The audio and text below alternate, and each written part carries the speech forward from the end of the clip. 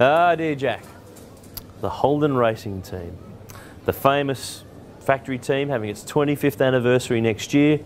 They've taken steps, they're on the right path, but what will they deliver in 2015? My feeling is they're going to leapfrog, not Red Bull, but FPR. I can see them becoming the next big dog in the tin shed, but I don't quite see them yet quite taking the mantle from the biggest dog of all time.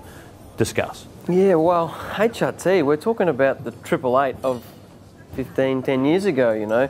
HRT's been one of the, if not the most successful team in our sport for a long period of time through the Scaife era, Tander, Brock, those guys. But those numbers were created a while ago. They haven't added much to that in the way of the last 5 years. So it's really a case where they've had two rebuilds. There was the rebuild of post that 2010, which was they just stunk the place out in 2010, didn't they, really? There was the Steve Hallam era. Now, obviously, Adrian Burgess is there. They're at a point where they've probably got to deliver something more to even qualify as a path. Yeah, I mean, I think like they've spent a lot of money in the last couple of years to get themselves in a position where they need to pounce. You know, in 2015, they've got Adrian Burgess there. They've got James Courtney, Garth Tander. So they've got, you know, everything's there from what you can see immediately, and their engineering group's solid. They seem to have, you know, everything there. They've just got to make it work, and they've shown, you know, glimpses throughout this year. We saw James Courtney win a race at Clipsal early on in the year. One other one at Ipswich as well. Correct. Tander, Townsville. So there's been more bright patches.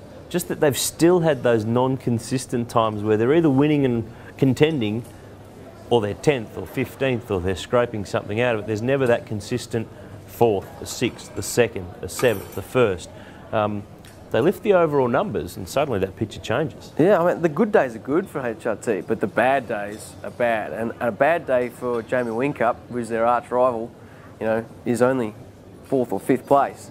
And that's how you need to win a championship. So HRT will be really looking for the championship and Bathurst. I know they really thrive on Bathurst performances, and the championship will come with that as well. So look, it's going to be interesting. They've also got that 4-car structure there. So there's the 3rd and 4th car with Tim Slade in the super cheap car, and well, I was waiting to see where you were going with the next bit of it. But that's, you know, should help them. 4 cars data to help the 2 factory cars, and if they can knock off that other Holden team, which is 888, they'll be you know, serving the factory proud. It's like they've stopped the ship from the wrong direction it was going in. They've turned it around. They've cranked it up and it's starting to go in the right direction, but they're not there yet. Yeah, I mean, it's not easy either, which is what they've proved. And I think they've had that strong rebuild phase, which is hard for your fans to sort of understand what's going on, but they've got all the ingredients there now. Everything's there. The cars are fast. They've just got to put the year together and try and win a championship. Well, James, 2015, another year here with HRT. What's going to have to be different for you to win this championship? A little more car speed. We've, you know, over through the 2014 season, definitely picked up a lot more car speed. You know, there's a lot of shifting in the team, and you know, the car speed's came along really well through the year. Sort of keep that flowing, and also just get a little bit more consistency with reliability and things. So, you know, we're pretty confident we can hit it hard this year, and you know, that's what we're here for, to go for the championship.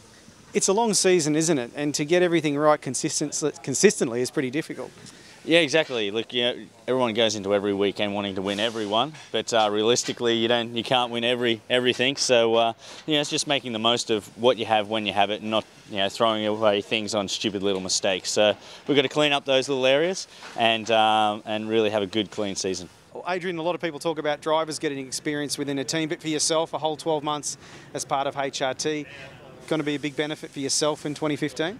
100%. I mean, I came into this year relatively late. I was sat in the garden for a while and couldn't really take my chair behind the desk until early January. So I've learned a massive amount about this team. I think the team's learned a lot about me, what we all expect from each other. So we've been working hard. Well, last year we worked very hard on trying to iron out some of those problems. We're going to go into the 2015 season a lot more refreshed, knowing more what I expect and what the team expects and the level we expect to be at. So we're going to go in fighting hard and wanting to be a lot further up the championship than where we finished 2014.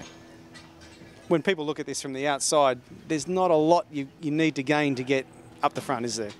Hopefully there's not, but look, we all know this industry, we're all fighting hard, all the other teams are fighting hard, they're developing as quickly as each other. It's not a lot, but it's still hard to find those last little bits. I'm confident that we're going to put a very good car on the track come Adelaide, and I'm confident I've got the right people in the team, the right drivers, the right engineers, for us to make a serious challenge. And being third in the teams and 7, 8, 9 or whatever in the drivers is not what we expect, and it's not what we're aiming for. So we're going to give it a red-hot go this year. You saw some great results at different times throughout the year, but consistency is always going to be the thing that's going to win a championship, isn't it?